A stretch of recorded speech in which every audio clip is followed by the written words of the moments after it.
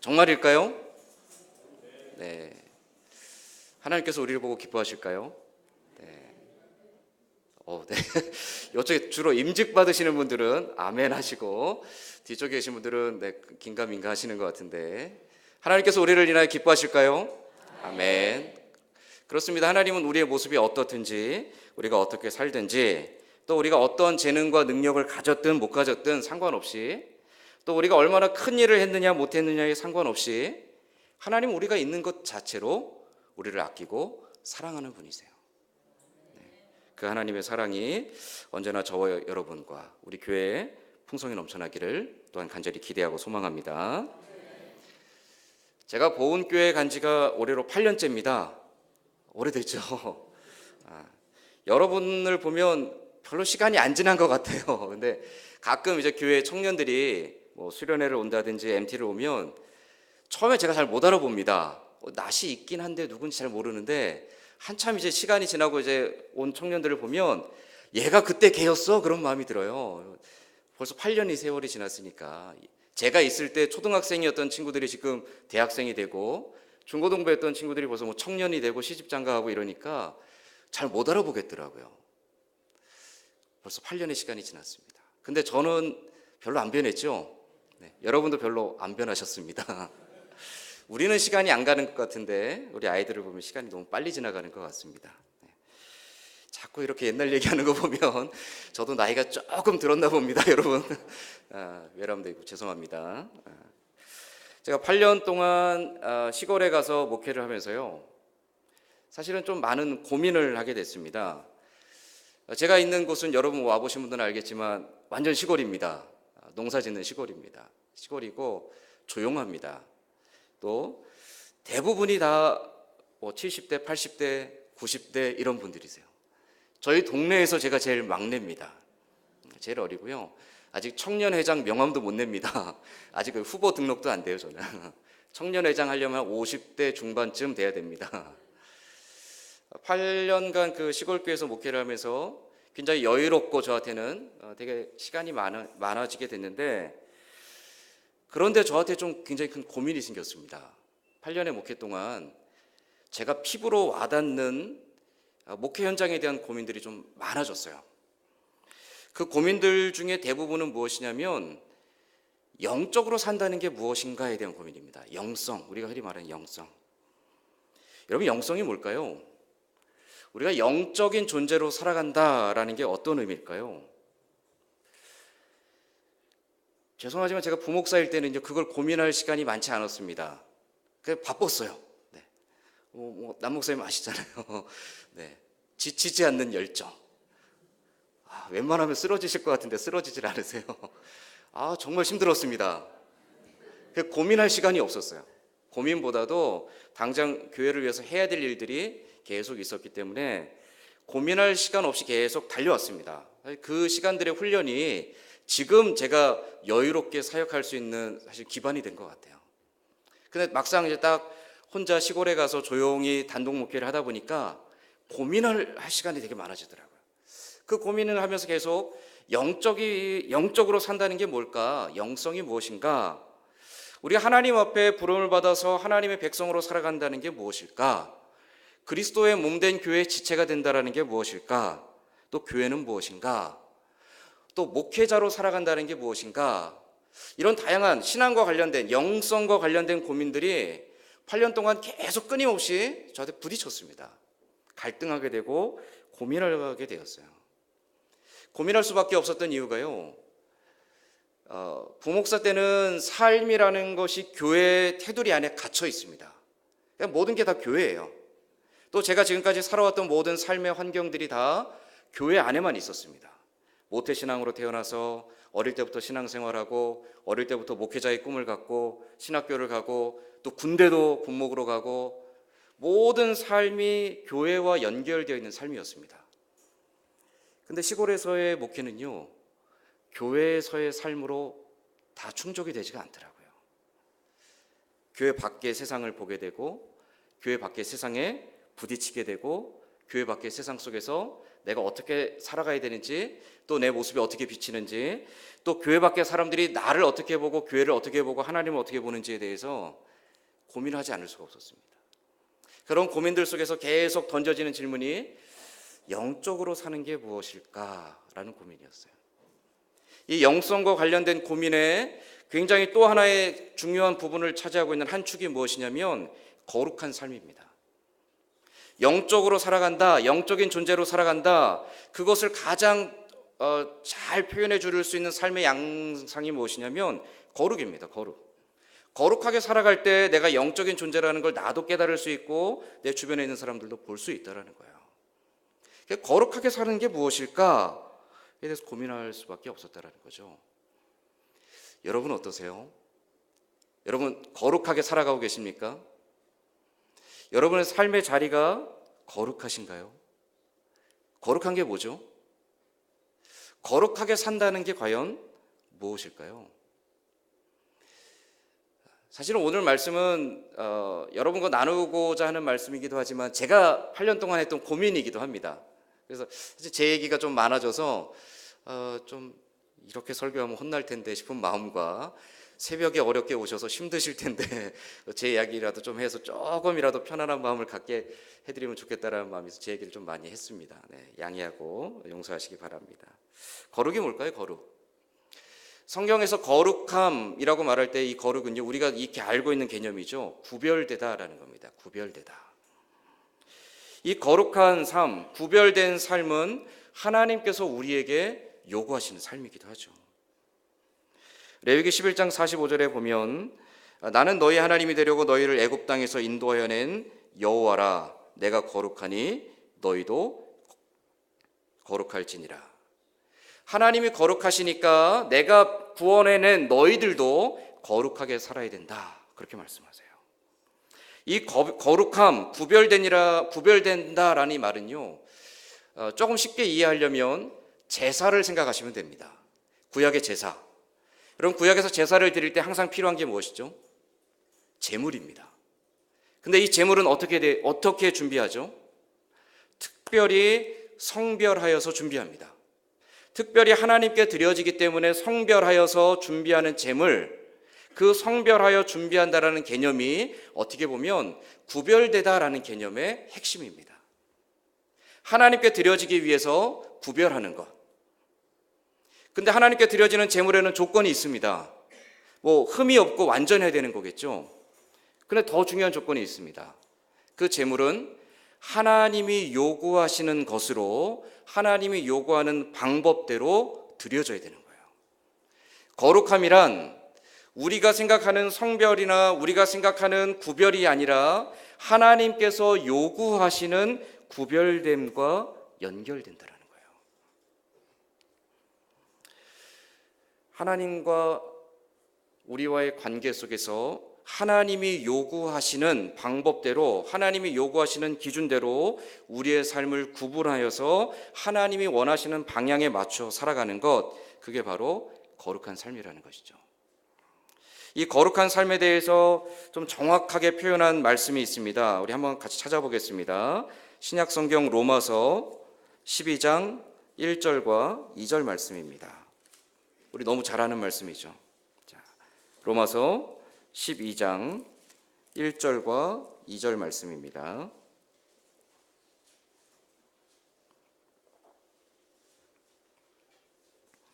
로마서 12장 1절과 2절 말씀, 자, 우리 같이 한번 읽겠습니다. 그러므로 형제들아, 내가 하나님의 모든 자비하심으로 너희를 권하노니 너희 몸을 하나님이 기뻐하시는 거룩한 산 제물로 드리라.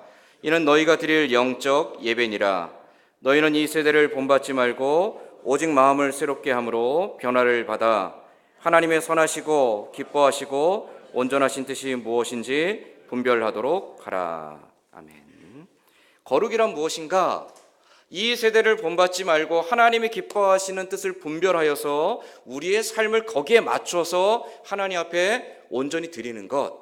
그러니까 우리가 익숙해 있던, 우리가 그냥 당연하다고 생각해 왔던, 우리가 그냥 습관처럼 살아왔던 그 삶에 그냥 묻어가는 것이 아니라 항상 거기에 대한 질문을 던지고 고민을 하고 도전을 하면서 하나님이 기뻐하시는 기준이 무엇인가, 하나님 뜻에 합한 기준이 무엇인가를 찾아가며 거기에 우리의 삶을 맞추어 하나님께로 드리는 것, 구별하는 것, 그게 바로 거룩이라는 거죠. 너무 다 잘 알고 있는 내용이에요. 그러니까 우리는 거룩한 삶을 이야기할 때마다 교회 안에서 기도 열심히 하고, 교회 안에서 봉사하고, 직분을 받고, 새벽 기도에 또 빠지지 않고, 또 헌금도 때때로 많이도 하시고, 이런 걸 우리는 거룩이라고 생각해요. 저도 그렇게 생각을 했었습니다. 근데 여러분, 정말 그럴까요? 그게 전부일까요? 삶의 현장으로 딱 들어가 보니까 그게 전부가 아니더라고, 이거죠. 특별히 이제 예배 마치고 식사하시면 또 직장 출근하셔야 될 분들 많죠. 여러분, 직장에 가시면 그곳에서 거룩하게 살아가십니까? 예배를 마치고 여러분 가정으로 돌아가서 가정에서 자녀들을 대하고 또 배우자를 대할 때 그 가정 안에서 여러분 거룩하게 살아가고 계십니까? 길을 걸어가며 사람들을 만날 때, 동네 또 마을의 주민들을 만날 때 그들 가운데 여러분 거룩하게 살아가고 계십니까? 차를 타고 운전할 때 여러분 거룩하게 살아가고 계십니까? 그게 항상 우리에게 거룩이 교회 안에서 생각할 때 우리는 어느 정도 열심히 하고 있다고 생각하는데, 교회 밖으로 나갔을 때 우리의 거룩이 사실은 되게 고민이 되고 갈등이 되더라는 겁니다. 이 거룩한 삶에 대하여서 구약 성경은 율법을 통해서 너희가 이런 율법들을 지키면 하나님이 기뻐하시고 그 하나님의 기뻐하심을 통해 너희가 거룩한 사람으로 하나님 앞에 나아갈 수 있다라고 가르쳐 줍니다. 그런데 신약에 오면 예수님께서 그 율법을 지킴으로 우리가 온전해지는 게 아니라고 말씀하세요. 그러면 예수님께서는 거룩함을 이 율법이 완성되어진 모습으로 우리에게 다시 한번 설명해 주시죠. 예수님께서 말씀하신 여러 말씀들 중에 특별히 우리에게 익히 알려져 있는 산상수훈의 말씀은 하나님 백성이 어떻게 살아가야 될 것인가에 대한 말씀입니다. 마태복음 5장부터 7장까지 산상수훈의 말씀에 보면 그 산상수훈의 말씀의 핵심은 천국 백성의 삶입니다. 그 천국 백성이라고 불려지는 사람들, 그들이 누구냐면 바로 하나님께 특별히 구별되어 택함을 받고 부름받은 사람들. 조금 더 오늘 말씀과 연관해서 설명드리면 하나님의 거룩하심을 향하여 부름받은 사람들입니다. 자, 우리 다시 마태복음 5장으로 넘어가 보겠습니다. 마태복음 5장에 보면요, 제일 처음 시작은, 산상수훈의 시작은 우리가 아는 것처럼 팔복의 말씀입니다. 팔복의 말씀은요, 어떠한 자에게는 이러이러한 복이 있다라는 말씀이에요. 그런데 그 말씀은 우리가 이런 복을 누리기 위해서 이렇게 살아야 된다라는 말씀이기도 하지만, 또 바꾸어서 어떤 의미가 있냐면 너희가 이미 이런 복을 받았기 때문에 이렇게 살아야 된다 말씀하시는 겁니다.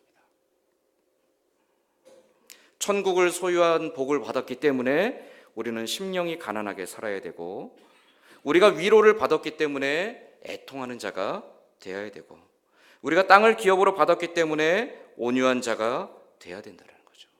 그런 복을 이미 하나님께서 하나님의 자녀들에게 주셨다라는 거예요. 저와 여러분 그런 복을 이미 하나님께 받았습니다.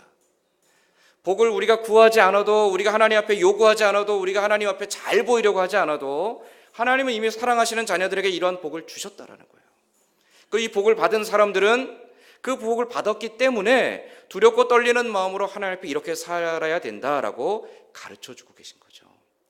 단순히 율법의 조항들을 지킴으로 거룩하고 온전하고 하나님이 기뻐하시는 삶이 되는 것이 아니라 복을 받은 자로서 그 감사와 기쁨을 가지고 하나님 앞에 이러한 삶으로 응답해야 된다라고 예수님 말씀하고 계십니다. 그 팔복의 맨 마지막은 무엇이냐면 10절에 의를 위하여 박해를 받은 자는 복이 있나니 천국이 그들의 것임이라. 나로 말미암아 너희를 욕하고 박해하고 거짓으로 너희를 거슬러 모든 악한 말을 할 때에는 너희에게 복이 있나니 기뻐하고 즐거워하라. 하늘에서 너희의 상이 큼이라. 너희 전에 있던 선지자들도 이같이 박해하였느니라. 복 있는 사람에 대해서 말씀하시면서 그 복 있는 사람의 맨 마지막이 무엇이냐면 박해를 받으라는 거예요. 고난을 당하라는 거예요. 환난 가운데 뛰어들라는 거죠. 왜 고난을 받고 박해를 받고 환난 가운데 뛰어들어야 될까요? 여러분, 우리가 오해하지 말아야 될 것은 우리가 고난받는 게 무조건 영광이 아닙니다. 우리가 박해를 받는 것이 무조건 우리의 자랑이 아닙니다. 베드로 사도는 무엇이라고 말했냐면 너희가 잘못한 것이 있어서 고난을 받으면 그것은 징계라고 말합니다. 징계. 내가 잘못한 것이 없음에도 불구하고 하나님을 위하여 고난받으면 그것이 우리에게 영광이라고 말해요. 예수님 말씀하시는 팔복의 마지막 의를 위하여 고난받다, 이 말은 내가 잘못한 것이 없음에도 불구하고 하나님의 뜻대로 살아가기 위해 세상과 부딪히고 자꾸 부대끼고 거기에 걸림이 되고 거기에 자꾸 분쟁이 일어나고 하나님 뜻대로 살기 위해 자꾸만 내가 마음이 불편하고 하나님 뜻대로 살기 위해 내가 자꾸만 싸워야 되는 그 삶을 말하는 거예요. 하나님의 뜻을 위해 살아가는 그 사람들이 당하는 환난과 고난 그 자체가 이미 복이라는 거죠. 이런 복 있는 삶을 사는 사람들, 그들은 이미 하나님의 자녀들이고 하나님의 백성입니다. 그 사람들을 하나님께서 너희는 거룩할지어다라고 말씀하시는 겁니다.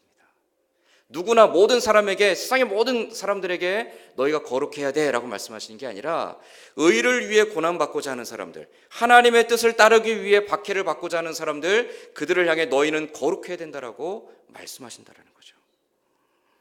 그 말씀이 연결되는 게 바로 오늘 우리가 읽은 본문 말씀입니다. 13절에 가면 너희는 세상의 소금이니 소금이 만일 그 맛을 잃으면 무엇으로 짜게 하리요? 너희가 누구죠? 하나님의 의를 위해 고난받고 박해받는 사람들을 말합니다. 물론 산상수훈은 그 예수님을 만나기 위해 찾아왔던 많은 사람들에게 하시는 말씀입니다. 그러나 예수님이 산상수훈과 팔복의 말씀들, 이 말씀들을 통해서 가장 1차적으로 직접적으로 그 말씀의 대상으로 삼은 것은 누구냐면 예수님 앞에 서 있는 제자들입니다. 오늘날로 치면 하나님의 뜻대로 살아가고자 하는 저와 여러분이라는 거예요. 복음을 위해 순종하고자 하는 저와 여러분, 하나님의 의를 위하여 살아가고자 하는 저와 여러분을 향해 예수님 뭐라고 말씀하시냐면 너희는 세상의 소금이니. 이 말씀의 의미를 조금 더 깊이 보니까요, 너희를 소금이 되도록 내가 너희를 불렀다가 아니더라고요. 이미 나는 너희를 소금으로 불렀다. 이미 너희는 소금이다. 그렇게 말씀하시더라고요. 우리가 하나님 앞에 나와서 거듭나고 우리가 하나님 앞에 나와서 열심히 봉사하고 열심히 예배드리고 열심히 기도하면 세상의 소금이 된다가 아니라는 거예요. 우리가 그렇게 하지 않아도 하나님은 이미 우리를 구원하실 때부터, 우리 선택하실 때부터 우리를 세상의 소금이라고 정하시고 부르셨다라는 거예요. 그 소금의 역할이 무엇이죠? 맛을 내는 겁니다. 맛을 내는 거예요. 13절 하반절에 보니까 그 맛을 잃으면 무엇으로 짜게 하리요? 후에는 아무 쓸데없어 다만 밖에 버려져 사람에게 밟힐 뿐이니라. 소금의 가장 중요한 역할은 맛을 내는 겁니다. 여러분, 요리할 때 맛을 낸다라는 게 어떤 의미일까요? 여러 재료들을 가지고 요리를 막 만들었습니다. 네, 저도 요리를 좋아합니다. 잘합니다. 가끔 합니다. 제일 자신 있는 요리는 새우볶음밥입니다. 요리를 막 해요. 열심히 막 하는데 결정적으로 좋은 재료, 이것저것 재료들을 다 넣었는데 딱 먹었을 때 싱겁습니다. 그럼 어떻게 해야 되죠? 소금을 딱 넣어서 간을 맞춥니다. 그래서 간을 보죠. 아무리 좋은 재료가 많이 들어가도 요리가 완성되지 않습니다. 근데 신기하게 간을 딱 맞추면 요리가 완성됩니다. 활용점정이에요. 마치 그것을 지금 묘사하고 계세요.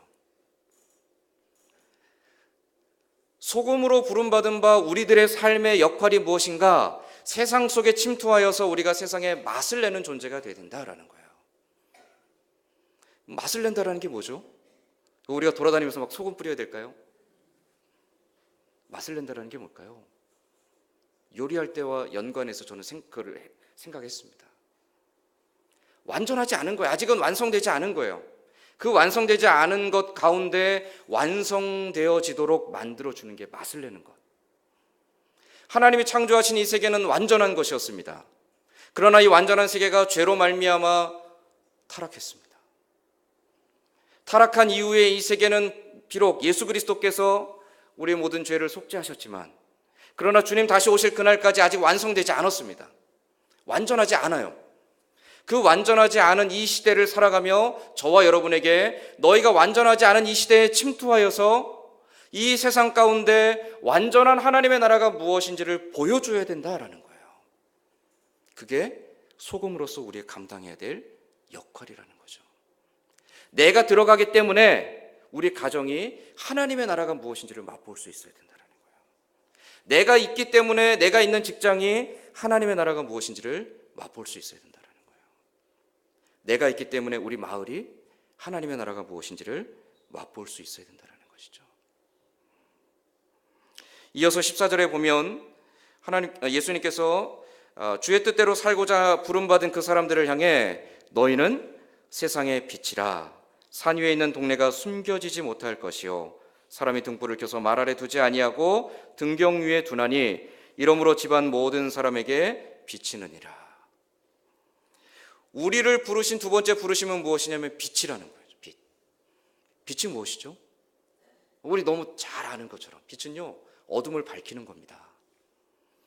저희 동네는 해 떨어지면 일과가 끝납니다. 유령도시 같아요. 해 떨어지면요, 마을에 불을 켜는 집이 별로 없습니다. 어떤 때는 가로등도 다 꺼버립니다. 농사를 지어야 되니까. 가로등도 끄면요, 밤에 진짜 사람이 안 사는 동네 같아요.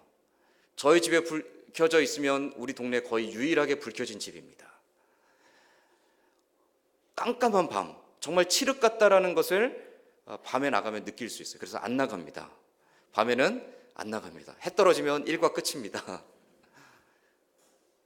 어두움은 아무것도 보이지 않아요.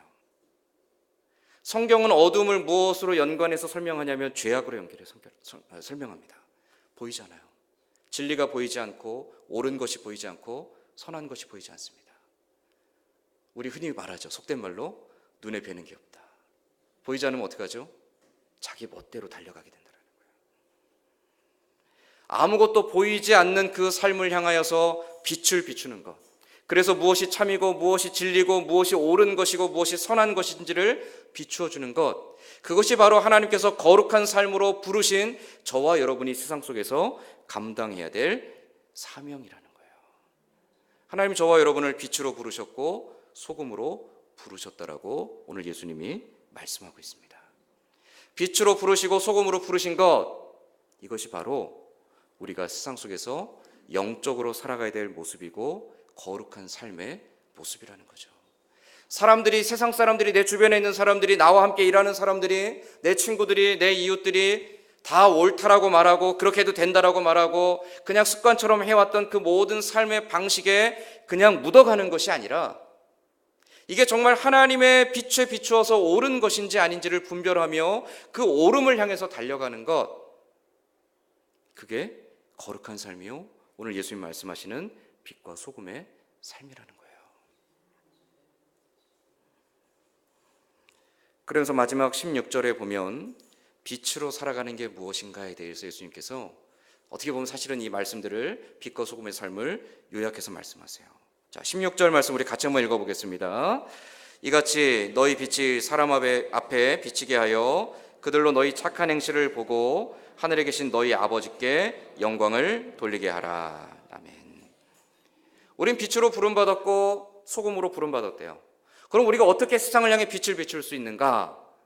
예수님의 말씀은 우리가 어떻게 세상을 향해 빛을 비출 수 있다고 말씀하시죠? 착한 행실. 우리가 빛을 비출 수 있는 방식은 무엇이냐면 우리의 착한 행실을 세상에 드러내라라는 겁니다. 착한 행실. 착한 행실은 말 그대로 선하고 의롭고 옳은 행실을 말합니다. 그런데 조금 더 정확하게는요, 우리에게서 나오는 착한 행실이 아닙니다. 성경은 우리에게는 의로움의 어떠한 가능성도 없다라고 말해요. 오직 선함과 의로움과 거룩함은 하나님께 속한 것입니다. 그래서 우리가 착한 행실을 하기 위해서는 먼저는 예수 그리스도 안에서 거듭난 사람이 되어야 되는 거예요. 그래서 예수님께서 모든 사람에게 말씀하시는 게 아니라 하나님의 백성들에게 말씀하시는 거예요. 예수 그리스도 안에서 거듭난 저와 여러분에게 말씀하시는 거라는 거죠. 거듭난 우리들이 그 하나님의 선하심을 삶 속에서 반영하는 것, 그게 착한 행실이라는 거죠. 어떻게 그럼 우리의 삶 속에서 그 하나님의 선하심을 반영할 수 있는가?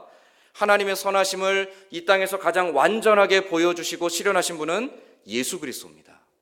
그래서 우리가 하나님의 선하심을 우리 삶 속에서 반영하기 위해서는 예수 그리스도의 성품과 예수 그리스도의 인격을 닮아가야 됩니다.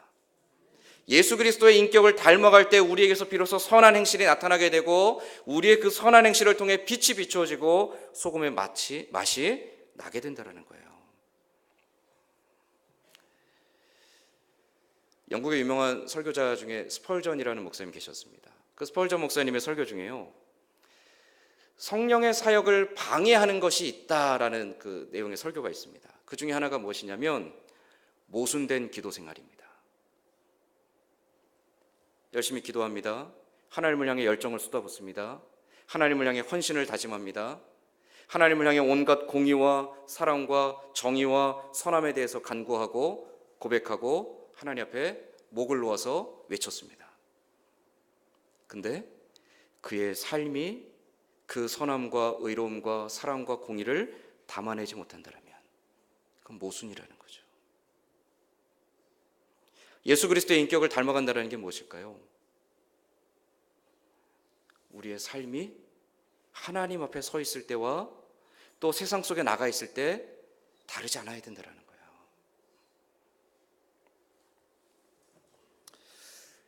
제가 왜 제 삶의 현장에서, 제 목회 현장에서 영성과 거룩을 고민했다고 그랬잖아요.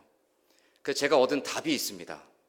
제가 우리 삼동면 보은리의 보은교회 목사로서 어떻게 하면 내가 우리 동네의 영적인 존재가 될 수 있을까? 내가 어떻게 하면 거룩한 삶을 살아갈 수 있을까?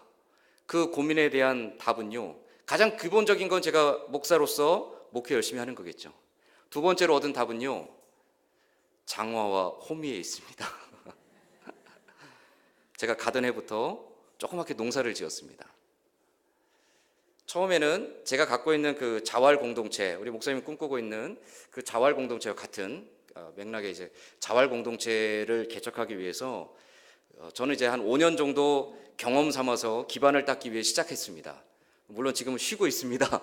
너무 힘들어서 죽을 것 같아서 쉬고 있습니다.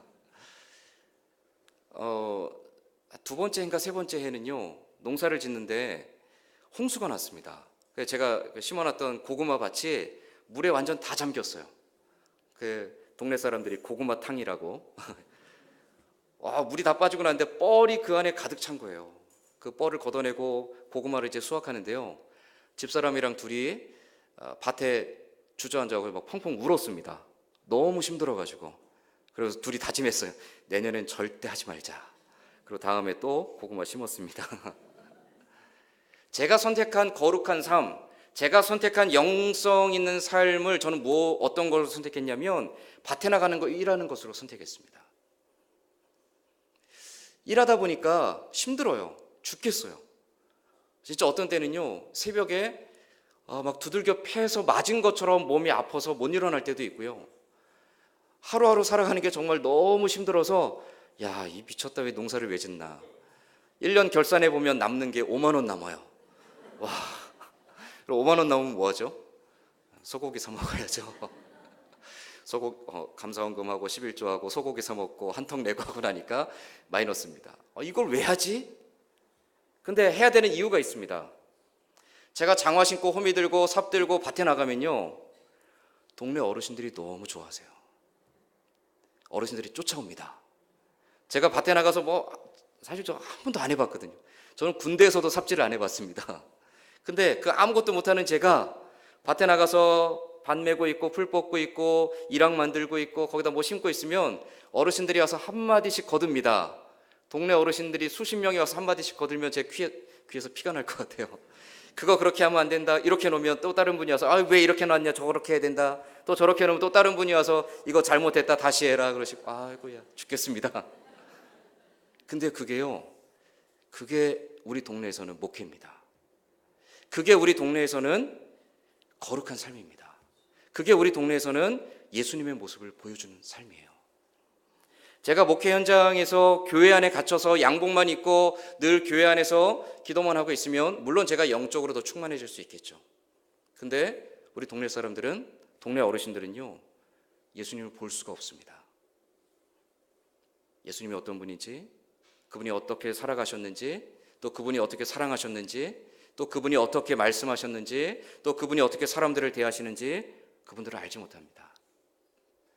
그걸 보여주기 위해서 어떻게 해야 되냐면 제가 그분들의 삶의 자리로 들어가야 돼요. 첫 해에는 죽을 것 같이 힘들었습니다. 두 번째 해는 도망가고 싶을 만큼 힘들었습니다. 세 번째 해는 욕할 만큼 힘들었습니다. 근데 한 5년 차 동안 포기하지 않았습니다. 왜냐하면 그러고 밭에 나가야 어른들을 만나고 그 어른들을 만나야 예수님의 모습이 어떤 건지를 보여줄 수 있으니까. 밭에 나가서 무조건 일하면 예수님의 모습을 보여줄 수 있을까요? 아닙니다. 목회보다도 더 힘들게 참아야 됩니다. 온갖 잔소리를 참아야 됩니다. 무슨 말을 해도 웃어야 됩니다. 무슨 말을 해도 그렇군요. 네, 알겠습니다. 동네 어르신들 보면 쫓아가서 어머님 어디 가세요? 아버님 어디 가세요? 또 어디 가시려고 버스 정거장에 서 계시면 아버님 어디 가서 제가 모셔다 드릴게요. 태워드려야 되고요. 그렇게 살아야 돼요. 제 삶이 완전히 다 노출되어 있습니다. 저희 교회에서 이제 고기를 몇 번 굽거든요. 지난주도 우리 저희 추수감사주일이어서 바베큐 파티를 했습니다. 바베큐 파티를 하면요, 온 동네 고기 냄새가 진동을 합니다. 우리끼리 먹으면 어떻게 될까요? 욕을 바가지로 먹습니다. 아이고 뭐 맛있는 거 드시네. 아이고 맛있겠다. 그러고 지나가세요. 어떻게 해야 되죠 그러면? 데리고 와야 돼요. 데리고 와서 드시라고. 그렇게 살아야 돼요. 아낌없이 퍼줘야 되고요. 아낌없이 그들에게 고개를 숙여야 되고요. 아낌없이 그들에게 겸손해야 되고요. 때로는 잘못한 것 없이 죄인이 되어야 되고요. 때로는 내가 빌려준 거 없이 빚진 자가 되어줘야 돼요. 왜 그래야 될까요? 예수님께서 사람들에게 해주셨던 삶을 내가 내 삶을 통해서 예수님을 모르는 사람들에게 보여줘야 되기 때문이라는 거죠. 저는 그게 저를 향한, 저희 동네에 저를 보내신 하나님의 거룩한 부르심이라고 생각을 합니다. 하나님은 저를 목회자로서 교회에만 부르신 게 아니라 삼동면 보은이라는 동네로 보내셨어요. 그곳이 제가 하나님의 거룩하심을, 예수 그리스도의 인격과 성품을 드러내야 될 제 거룩함의 자리라는 거죠. 여러분의 거룩함의 자리는 어디입니까? 하나님께서 여러분을 거룩한 삶으로 부르신 그 자리가 어디입니까? 교회입니까? 교회도 그래야죠. 교회에서 우리가 하나님 향해 간구하고 기도하고 찬송으로 고백하고 말씀으로 깨달은 것들을 알므로 끝나면 안 됩니다. 우리의 말과 행실을 통해서 모순되지 않은 열매들로 보여줄 수 있어야 되죠. 교회에서만인가요? 아닙니다. 가정에서 그래야 됩니다. 믿지 않는 남편, 믿지 않는 아내, 말 안 듣는 자녀들, 시은이가 어느덧 지금 중2입니다. 무서운 무시무시한 중2를 거의 끝내가고 있습니다. 하루에도 얘를 보고 있으면 1000불이 납니다. 얘가 뭐 삐뚤어지거나 반항한 게 아닌데, 와, 진짜 이걸 죽여야 되나 살려야 되나 이런 마음이 들 정도로 중2, 무섭습니다. 근데 참아야 돼요. 그 안에서 예수 그리스도의 인격을 내가 내 자녀에게 보여줘야 된다는 거죠. 직장에서 예수 그리스도의 진리를 따라가며 예수 그리스도의 성품을 보여주며 참된 것, 선한 것, 옳은 것, 바른 것을 향해 몸부림치며 싸우며 지켜가야 된다는 거죠. 예수님은 천국의 제자된 백성들에게, 저와 여러분에게 오늘 뭐라고 말씀하시냐면 너희는 세상의 빛과 소금이다. 너희의 착한 행실로 너희의 빛을 비춰야 된다. 그러할 때 세상 사람들이 너희를 통해 하나님을 보게 될 것이다. 그것이 하나님이 너희를 거룩한 백성으로 부르신 이유이고 오늘 우리의 삶의 자리로 하나님께서 우리를 보내신 이유다라고 예수님 가르쳐주고 계시다는 거죠. 저와 여러분의 삶의 자리, 그것이 바로 우리를 부르신 하나님의 거룩하심을 드러내야 될 자리입니다. 예수 그리스도의 인격을 닮아가며 우리의 삶 속에서, 우리의 말 속에서, 우리의 행동 속에서 하나님의 성품을, 예수 그리스도의 성품을 드러내야 되는 자리라는 거예요. 여러분, 외람되지만 죄송하지만 기도만 열심히 한다고 믿음이 좋다고 생각하면 착각입니다. 교회 열심히 나온다고 해서 믿음이 좋다고 생각하면 착각입니다. 아닙니다. 기도만 열심히 하는 게 아니라 내가 기도했던 그 고백들을 내 삶 속에 담아낼 수 있어야 됩니다. 기도는 열심히 했지만 정작 내 삶으로 돌아가면 내 입에서 늘 원망과 불평과 한탄과 저주와 분노의 말들을 쏟아내고 있다면 여러분이 회개해야 돼요. 그건 거룩함이 아니라는 거죠. 거룩함은 하나님을 향해 헌신된 마음을 우리의 삶 속에서 담아내야 될 때 완전해질 수 있는 겁니다. 선한 이웃 우리교회, 제가 떠난 뒤부터 지금까지 7년, 8년 가까이 많은 어려운 시간들을 지나오셨잖아요. 처음에는 교회가 이제 사라지나 보다라는 걱정도 했습니다. 근데 참 잘 견뎌주셨어요. 제가 미안할 정도로, 제가 아무것도 하지 못해서 죄송할 정도로 잘 버텨주셨어요. 근데 이게요, 우리가 버틴 게 아닙니다. 하나님이 견디게 하신 거죠. 왜 그렇게 하셨을까요? 왜 그렇게 하셨을까요? 이 시간들을 통해 하나님 앞에 살아가는 것이 무엇인지, 하나님 앞에 우리의 말과 행실들을 다스리는 게 어떤 것인지, 그래서 하나님 앞에 거룩한 모습으로 살아가는 것이 어떤 것인지, 우리가 그냥 익숙하게 해왔던, 습관처럼 해왔던 그 지금까지의 모든 삶 속에서 그것이 하나님의 뜻인지 아닌지 분별하지 않고 그냥 관성처럼 따라갔던 그 삶 속에서 하나님 뜻대로 돌이키고 살아가는 것이 얼마나 힘겹고 어려운 것인지를 깨닫고 연단하고 단련시키기 위해서 그 시간들을 지나며 이기게 하신 줄로 믿습니다. 여러분, 그렇다면 우리가 자만하면 안 되겠죠. 이게 끝이 아니라는 것을 우리는 기억해야 됩니다. 이 이후에 우리는 더 거룩한 삶으로 교회를 세워가야 됩니다. 이후에 더 거룩한 삶으로 예수 그리스도의 인격을 닮아가는 삶으로 우리 가정을 세워가고 우리 직장을 세워가야 됩니다. 그럴 때 거기에 하나님의 영광이 나타나고 거기에 우리를 부르신 하나님의 기뻐하시는 뜻이 온전히 성취되어질 줄로 믿습니다.